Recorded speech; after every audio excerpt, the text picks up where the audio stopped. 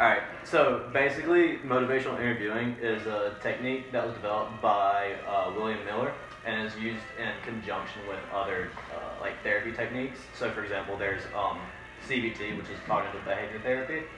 And say you come into me with a problem, what I would do is I would tell you to evaluate that like problem and then see like the emotional toll that it's taking on you. And then what I would do with motivational interviewing is I would kind of empathize with you and I would say that I understand how this is difficult, and then I would do the motivational part, so I would try and motivate you to fix that problem however you think would be necessary. So what it did is it started as a treatment for substance abuse, and so the reason is because you want to make them feel better, you want to make them feel that they're not the ones with like a huge problem, and just try and get them to quit taking whatever substance it is that they're abusing. What it is instead of a traditional therapy is you get clients to be intrinsically motivated so that they don't have to rely on other people to help them quit taking the substances that they're taking.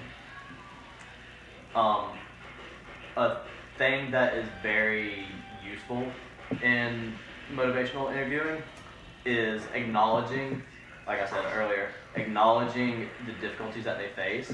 And so that could be if someone comes from a childhood, like a past where there's substance abuse in the household.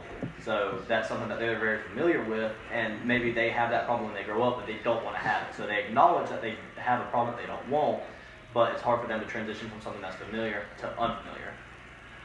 And so that's where the principles of motivational interviewing come in. And so, like I already said, expressing empathy. So you come into me and you have that childhood problem, and I say, I understand that this is a problem, but I want you to try and be willing to go from something that's familiar to something unfamiliar that's more beneficial for you.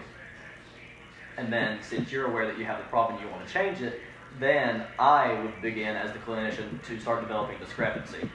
And what that is you tell me that you want to fix your problem and how you want to fix it, and I then highlight to you the differences between your stated goals and then your actual behavior. So if your behavior doesn't align with your goals, then you're not going to meet your goals. And kind of in like the same breath, while I'm highlighting these differences, I'm not supposed to be confrontational.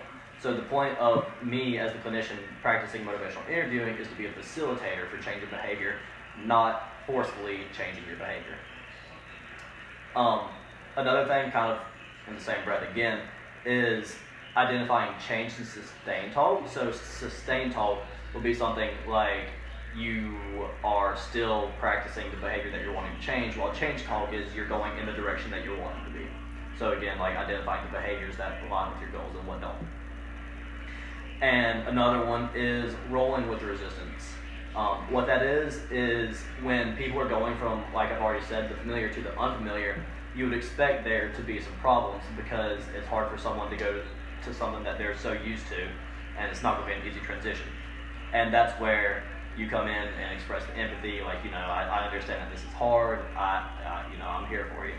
And then finally, since, like I said earlier, you're wanting to be intrinsically motivated, you got to support the client's self-efficacy. So what that is you just want them to be autonomous. You want to be able to have them make their own decisions and stuff like that. And like I said, as a clinician, you just want to be a facilitator for change.